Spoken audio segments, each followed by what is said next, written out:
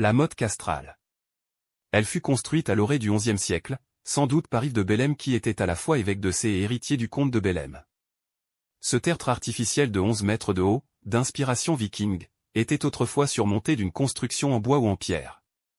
À son sommet, on se trouve à la même altitude que la base de la cathédrale située sur la ville haute. Symbole de l'autorité seigneuriale et poste d'observation pour la défense du bourg, cette butte est contemporaine d'une série de mottes qui s'inscrivaient dans un schéma défensif sur une ligne frontière entre le Maine et la Normandie. Elle était entourée d'une basse-cour fortifiée, dont le tracé circulaire est encore perceptible dans le réseau des rues. Cette enceinte comprenait l'ancienne église paroissiale Saint-Pierre du Château, à l'emplacement même de la première chapelle fondée en même temps que la fortification castrale. L'ensemble était encerclé d'eau et de murailles. Les larges fossés se remplissaient facilement, car la nappe phréatique affleure en ce quartier. Osmond de Sées est né en cet endroit en 1050.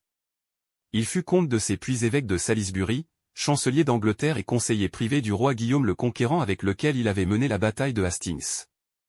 Canonisé au XIVe, Osmond est représenté dans un vitrail de la cathédrale.